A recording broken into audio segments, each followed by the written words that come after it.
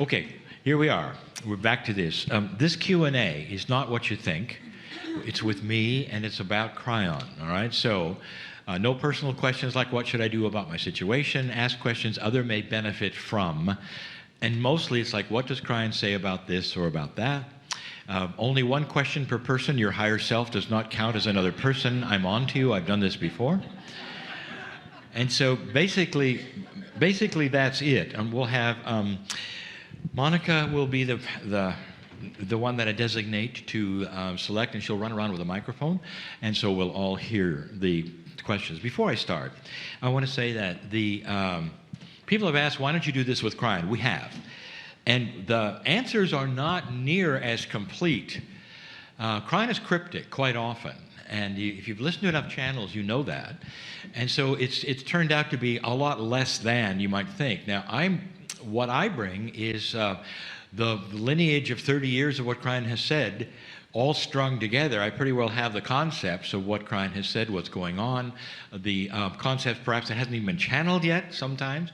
And so that's what we're doing here. That's what this time is about. You're asking about what's going on, what's Kryon has said. You can ask me personal questions as well. Really, truly, there's no problem with that.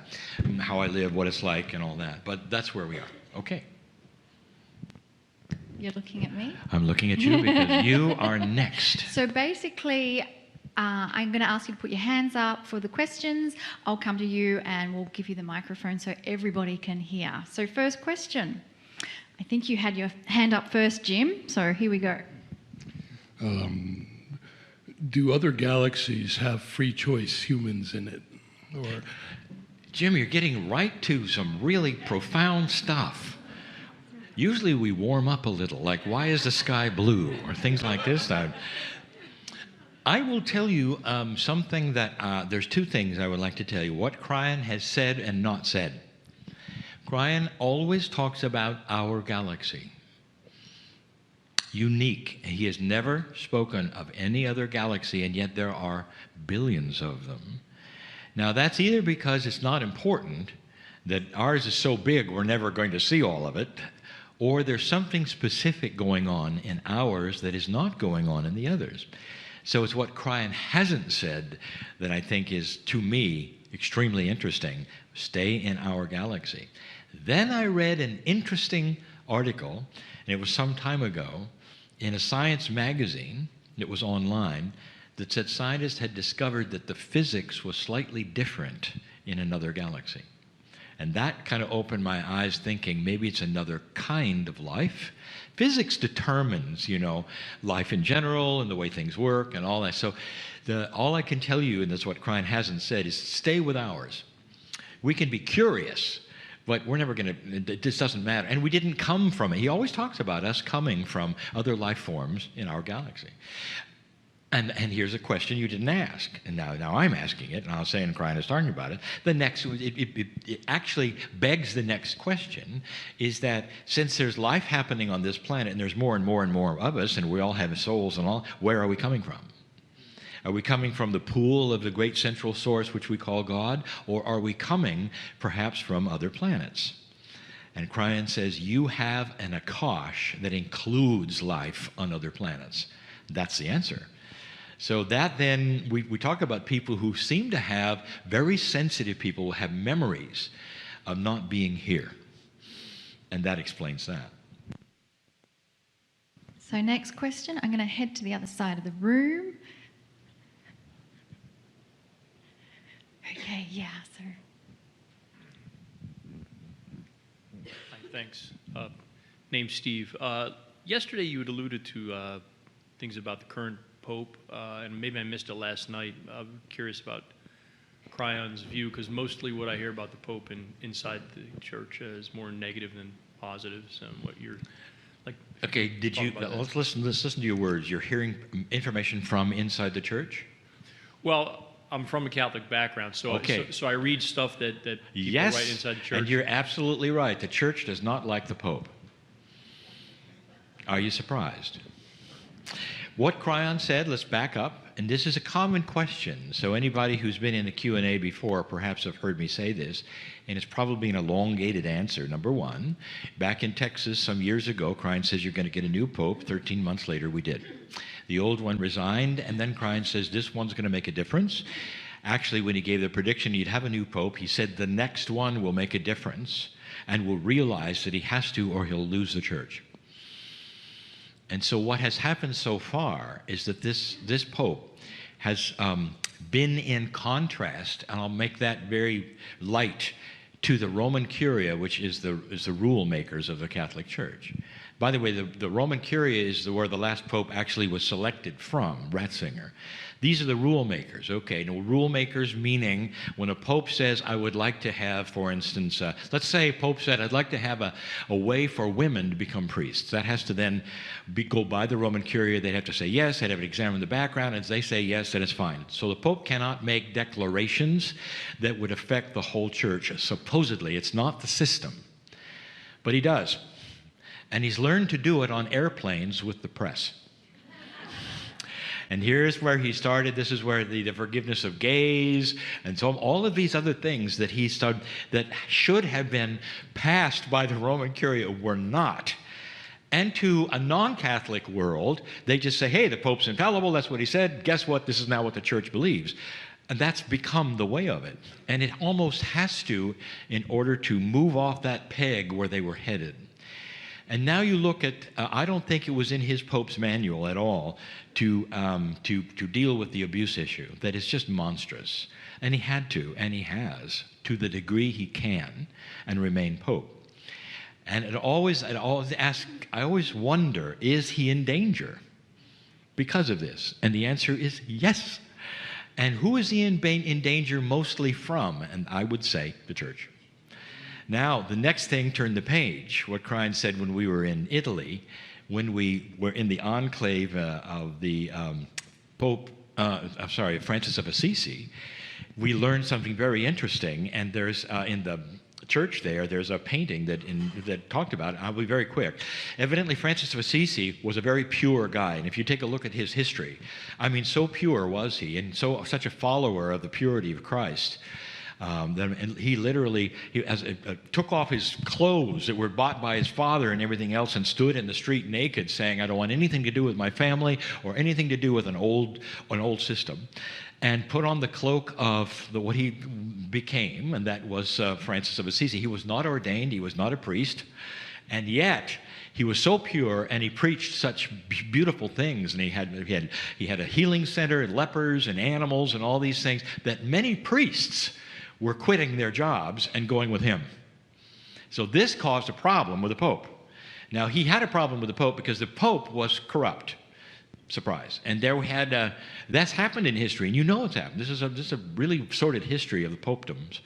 This Pope was charging for the forgiveness of sins. And so what Assisi did was say, that's not right, that's not right, that's not Christ-like, that's not even following, that's not it. That's not what Peter would want or anything else. So he got more and more priests and everything else, and it got bigger and bigger. And finally the Pope met with him and said, what do I have to do for you to stop this?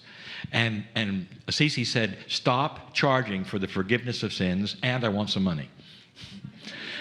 Because I want money for my hospital, for the lepers, for my animals, for my zoo, and I want to build this place. And it was a done deal, and that's what happened. He bribed the Pope. And in exchange, he stopped then preaching against the Pope, and the priest went back. That is the story. Now, the funny thing is that in that church, Monica, what is the name of the church that we... Yeah, it's the Basilica. The Basilica there? There's a Basilica painting... We have a picture, Francis. painting on the wall, and it's a painting of him meeting with a Pope, and there's a big long list of things. It's right there. It's right painted in the church. And when you ask the guides and say, "What is that painting referring to?" and he says, "Oh, that's a meeting with Saint Francis of Assisi and the Pope listing Saint Francis's sins." It is not. That's the list of the bribe for money. So this is who Francis of Assisi was, and what Cryon said is our Pope is a reincarnate of that man. So, doing renegade stuff.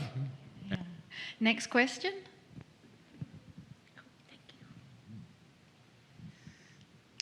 My question is about the causal body, what they refer to as the God causal body, and how to tap into that and create with it.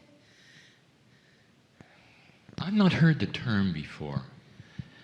And the reason may be this, and I think I said this yesterday, that I don't read anything metaphysical or spiritual, and I'm not supposed to. So give me another word that I can relate to. The principle is that it needs to be created above so it can then manifest below. So the Does it have anything to do with so as above and below, and then the coordination between them? Was it?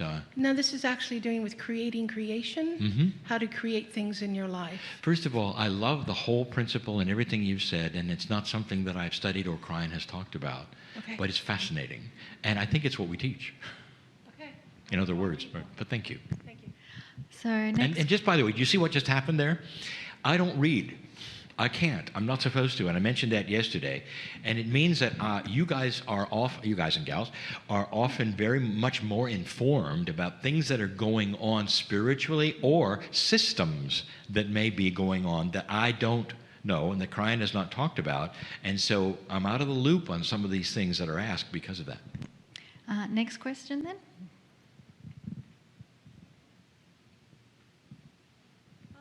Thank you. Thank you so much, Lee, and it's a pleasure to be here. I wanted you to address what you were talking about before with Marilyn about asking for proof. Something that always keeps me from asking that question is I feel like it always originates from a sort of doubt, and that actually keeps me from ever asking for proof, but I want to overcome that. You're afraid of asking for proof. I love Yes, it. And you're not alone. Because I've Yeah. been told if you have doubt, you won't get that proof. That's right. So what's the bridge? I'll address it, and I'll address it, and Marilyn will too. Let's change the word. It's not proof, it's validation. Now, there's a difference. So proof would be something you'd write on paper, everybody sees it, and that's proof. Validation is something personal. So, for instance, for Joy, she sees a heart.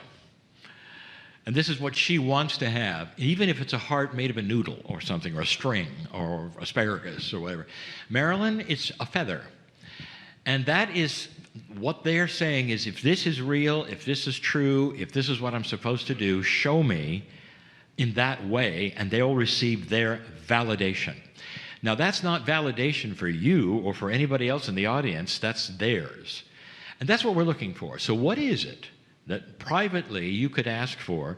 Maybe you don't know what that is, but you could say, show me something I would recognize as validation for what I'm trying to do. Or you open the door and you're starting to ask, and according to Kryon, this is what we're doing, we're exploring what Kryon is saying.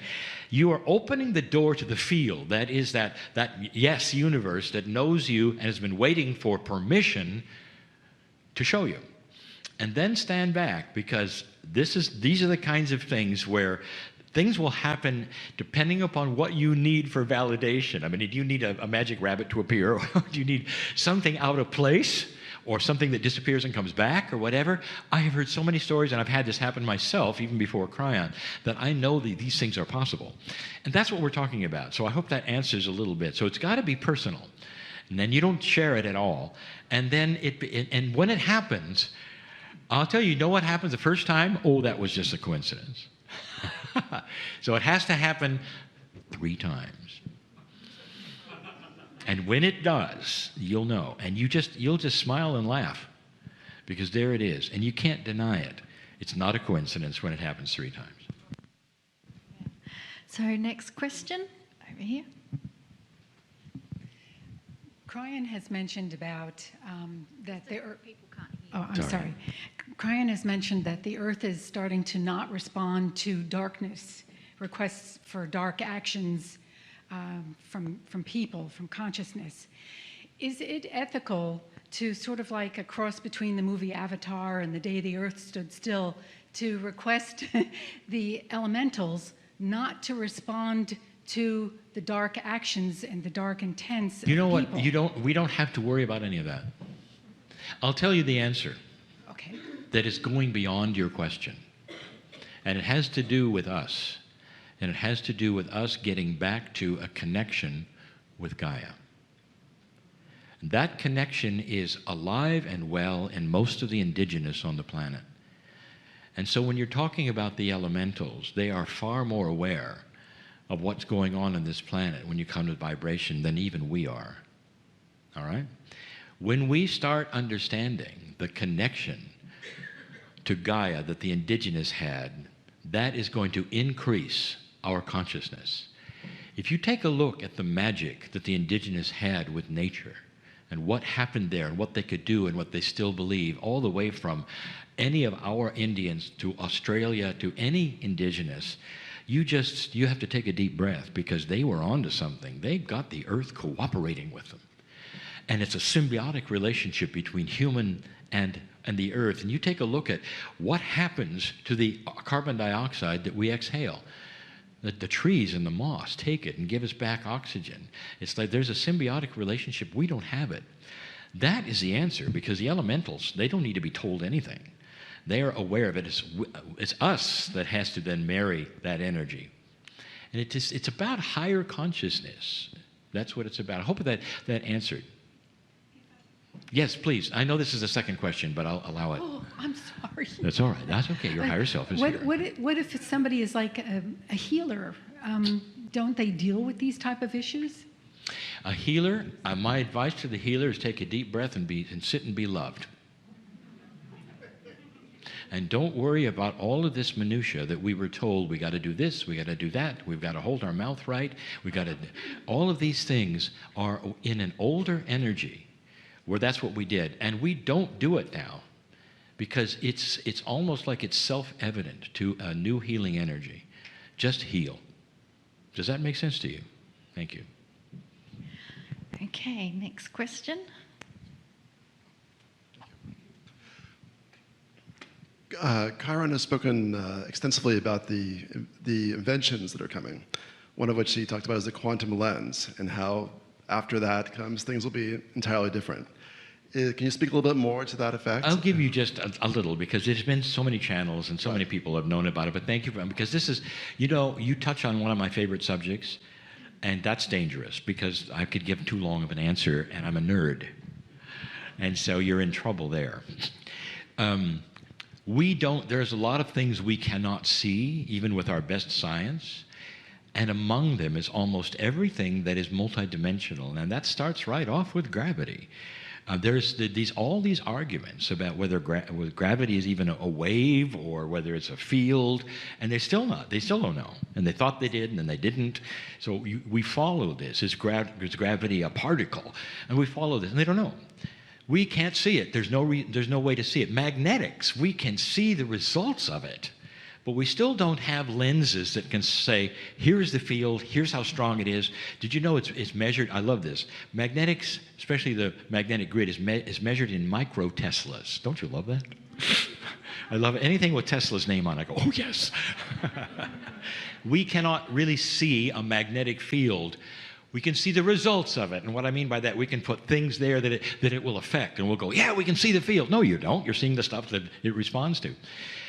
So what does this tell you? It tells you that we are unable yet to view fields which are multidimensional.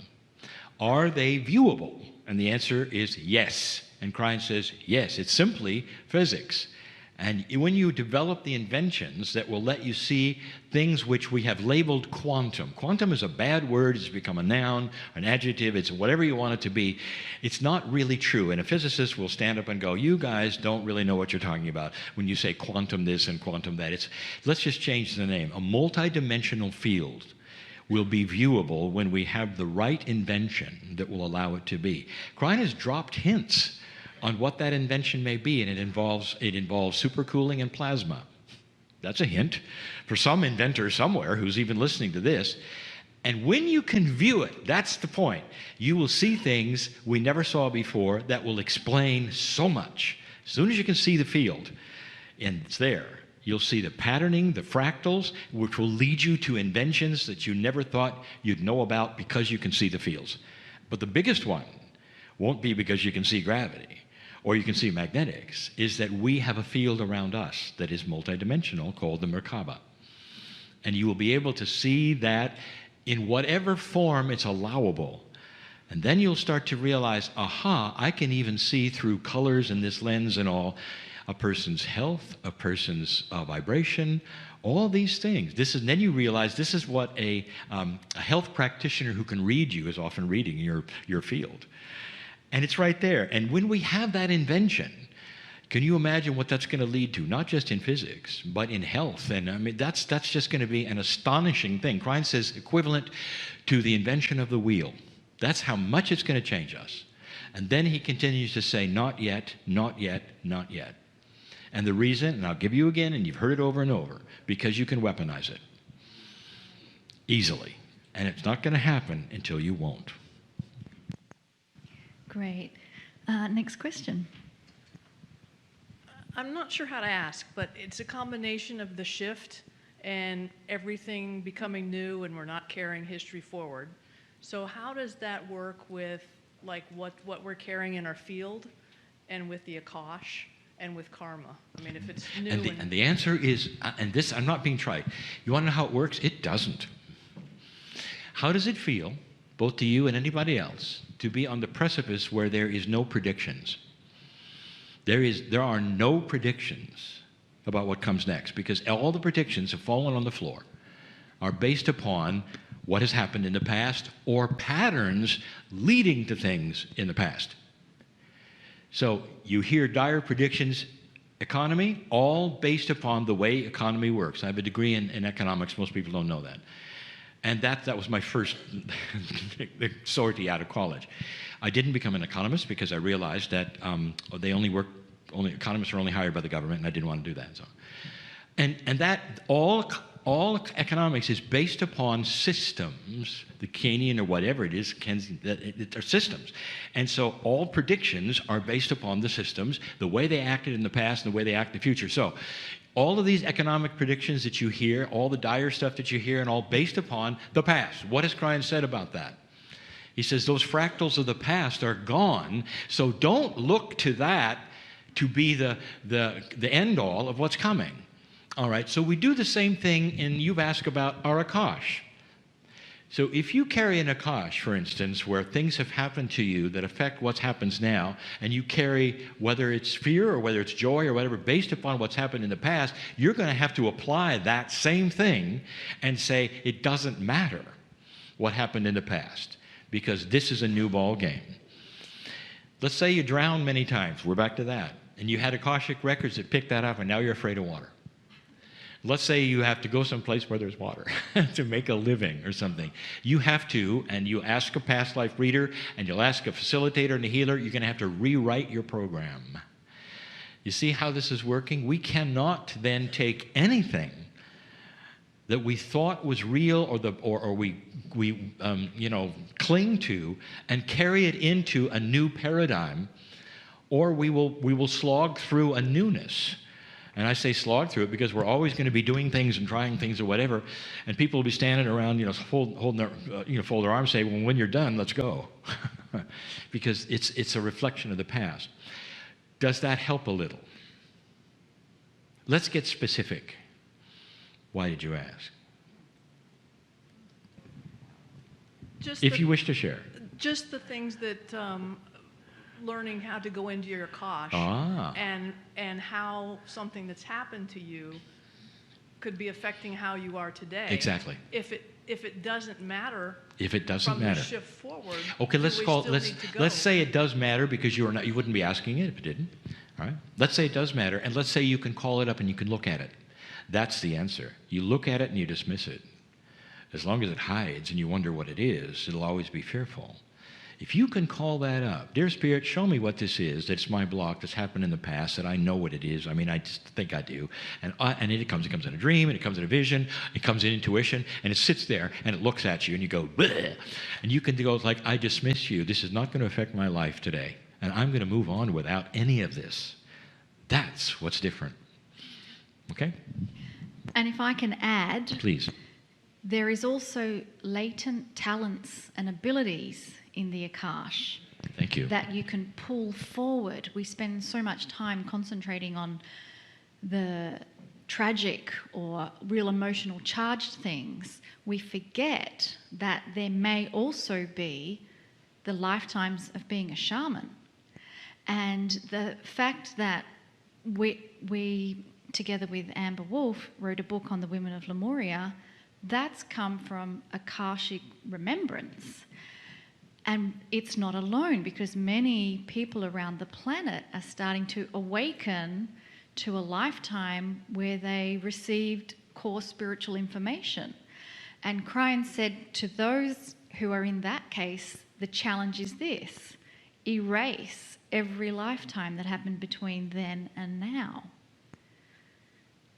Because the purity of what you had, it's still just as relevant in your Akash today as it was then. Because time and space has no place for the Akashic records, which are multidimensional energy. And I want all of you to know, this, besides my partner and the love of my life, this is the Cryan archivist. She remembers so much.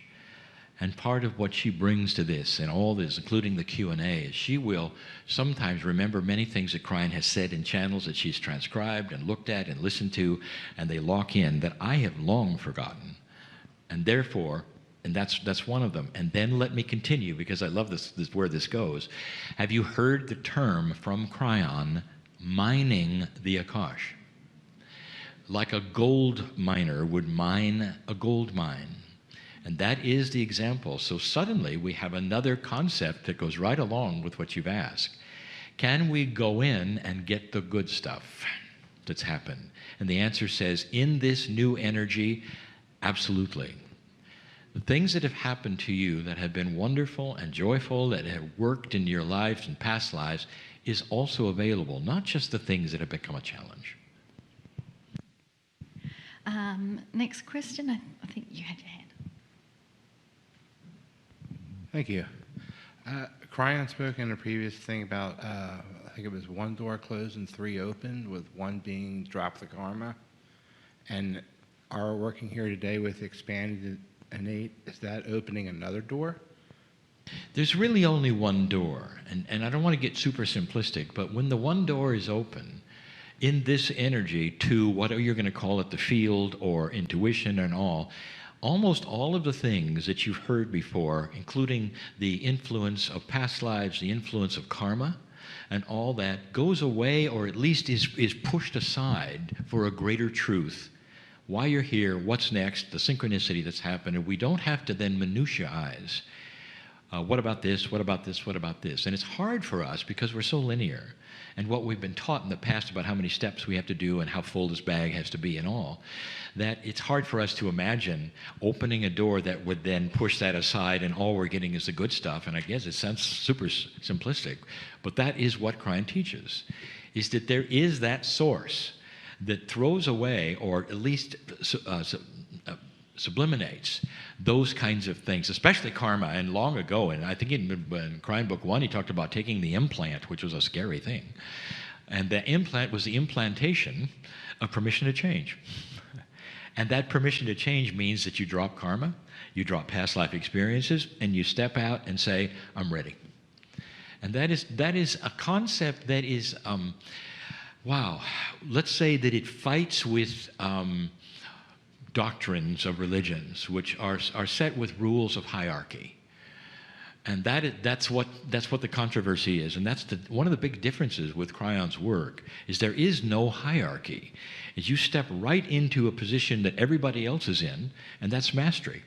And you learn about it.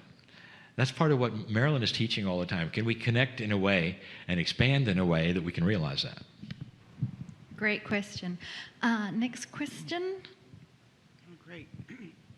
Hi, it's Susan. And I am thinking that this question might help more than just myself, in that we understand mining the Akash, and it's really a wonderful thing to be a light worker full of joy. Joy. As a tree hugger, it breaks my heart to think what's happening to the whales and the elephants and things like that. So I have a solution. I just want you to know if it's true. And that is let's say they go extinct. They actually end up living on another planet, So they're not really extinct? I love that. You are such an animal lover. You're such a Gaia lover. I mean, you're just glowing. And that suggestion is just like, I love it. Can we just grab them all up and send them to another place? So we won't hurt them anymore. You know, one of the things that's going on with a higher consciousness is an appreciation of Gaia and the animals.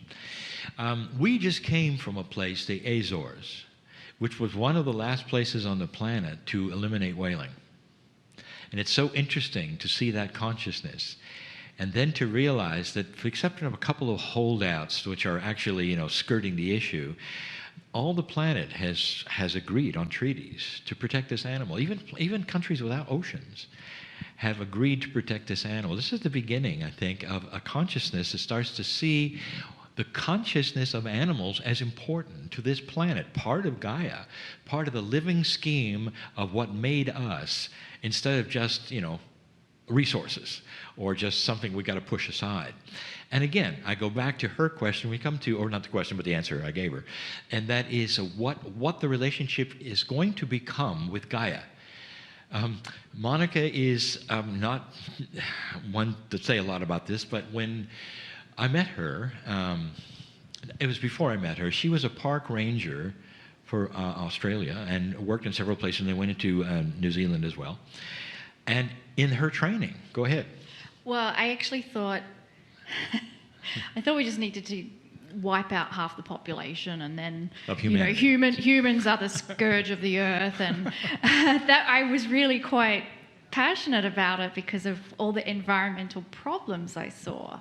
So my own awakening when I heard about Kryon talking about Gaia in terms of the sentience of the planet and the crystalline grid and the Gaia grid and the cave of creation, and the reason for Gaia was to support humanity in humanity's test of choice of consciousness.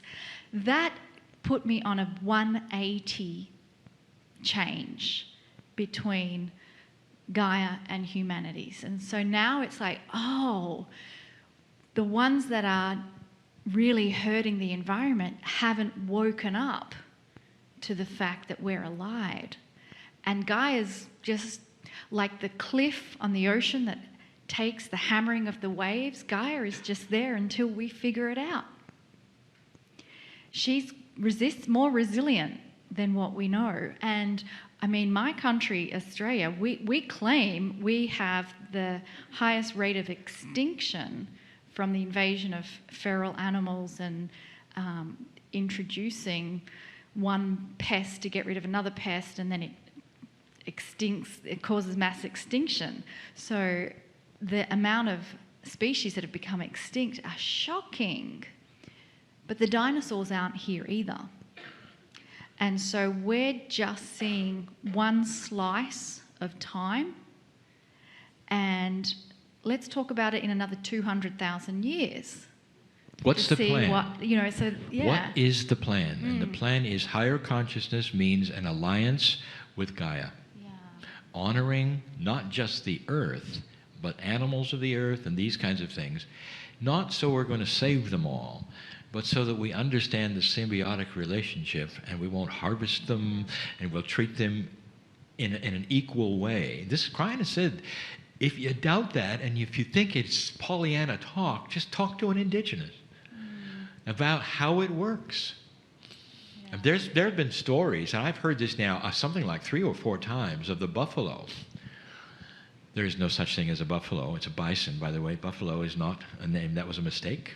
I got that from the park ranger in Yellowstone. Yeah. So the bison will come in, actually volunteer, and come into the tribe and be killed in order to feed the tribe. And every part of that animal is used. It's used for warmth. It's used, all of this stuff.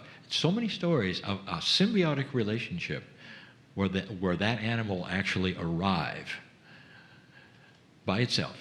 And I thought when I heard that, wow, that would make a good movie. That's a cute story. And then I heard it again. And then I heard it again from another source and another tribe. And I went, could this actually be that there's that kind of an agreement between Gaia, animals, earth, trees, plants, and humans? And the answer was yes. When they're in alliance, there is. Next question.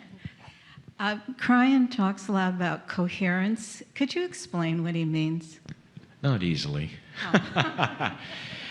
Coherence is, you know what? Everybody knows what incoherent means. That's too many martinis. Coherence would be the opposite, where things are put together in a synchronous way, where they cooperate. Now, a coherence field, then, would be a field that promotes that kind of cooperation. It's the HeartMath Institute who started studying that field. And that then led them to the knowledge through experience is that you can create it around yourself. So you can be in coherence with yourself. We're often not. We struggle with ourselves. Self-worth, is this right? Is this wrong? I'm going into a meeting, I'm anxiety and all this. If you had coherence within yourself, and this is HeartMath's study, you would be bright and shining, you'd be breathing right, and you'd be intelligent in this meeting. That has been proven, and I love their work. Then they went on to say, is it possible you could have a coherence between individuals in a group? So you can have group coherence. Well, they came up with a wonderful system to test that, and there's software that's used when you clip it to a human, and using heart rate variability, there's a whole bunch of things that can be determined by the space between heartbeats and how you're thinking, what your consciousness is, and whether you're at rest or not, or whether you're thinking good thoughts or not. It's astonishing what you can tell about the heartbeat. They've got software that shows if you're in coherence or not. And we've done experiments, and often we will bring that machine and we'll do it with people in the audience. Some of you might have seen this. I will do that sometimes on a Sunday, sometimes on a Monday with Dr. Amber Wolf. And so that is what coherence is as we're talking about. Now, when Cryan talks about coherence, he goes much farther. He talks about coherence with you and the universe. That's part of the synchronicity we're talking about, literally opening the door and being one, then, with all the things that humanity doesn't even believe in. It's in general. And that is that there is a field around us, and that field naturally is coherent with the love of God. And that we are now tapping into that, and we can then become it, and also the people around us can become it. These experiments, there was a way, are so grand. They did a coherence experiment at Hobima, a theater in Israel, when I was there, when we were in meditation and channel. And I don't know the instruments they used and all, but there were several around the room, and I knew they were doing it. And what they showed was there was an amazing coherence with the individuals. You know when else you get this? Have you ever sat in a meeting where something was happening and everybody felt it? And maybe it's a movie where there's something on the screen and everybody feels it. And it's more than mirror neurons. It's you're feeling something, and there's a palpable energy, and everyone's on the same track for just a moment. That's coherence. Now we know we can create it. And now we know a little bit more about what it is, and Cryan is talking about it more and more because of these experiments and because we've been, as humanity, experimenting with it. I think it's the front line of more of a discovery of who we really are and what we can do that is positive. Next question. Hi, Lee. I'm Sharath. It's wonderful to be here, and really fabulous feeling the energy of Cryan. You're not from Cuba, are you? No, I'm from India. Yeah, all right, fine. That's just a little joke. Thank you. My question is actually, I'm also from a media channel, a TV channel called Mana TV, and we have done few shows on. It's a show called Health is Wealth by my friend, and we have done few series on autism, and ADHD and ADD and things like that. Cryan have said that these kids, the autistic and the indigo, they are kids of the new consciousness. And in the TV series, I've seen parents worrying about them, talking about them, and really concerned about what will happen to their future, what will happen to them, and I've seen them crying actually. So, I mean, I had this in my heart, and somehow I felt I'll come to one Cryan meeting and ask you, and this happened. So I just wanted to know. You're not telling me you actually had synchronicity, huh? Yes, absolutely. I see. Yes. the synchronicities, you use the word synchronicity, and now I'm using it. And thank you. I just wanted to, what is the suggestion and the message to the parents? Well, it's a message to humanity, not just to parents, but thank you. Thank you so much. Thank you for everything you're doing, for the TV, you are one of the front runners, and I've seen many of them, that actually is doing something about what we're talking about and trying to educate or at least explore some of these things so that the public can hear some of the things that are may not be out there otherwise. Krian has been very clear, we're in a transition. We are in a transition. We're in a transition. That means there's not going to be an immediate solution. The indigos are not necessarily related to the autistics. But the issue is the same, and the issue is the change of consciousness. And there's always forerunners who will be ahead of the curve and will be looked at as different or a problem. And that is what is going on there, especially in the autistics. My heart goes out to all the parents who have an autistic child because there's so much work involved. Every single one of the ones I've talked to will say, there's so much work. And we'll say, and how long is it going to last? And they say, probably all our lives. And then they look at me, and I look at them, and they say, and it's worth it. Because there's so much love from this child. And then you start to realize there's something else going on. There is. This child is responding to compassion and love, and that's not linear.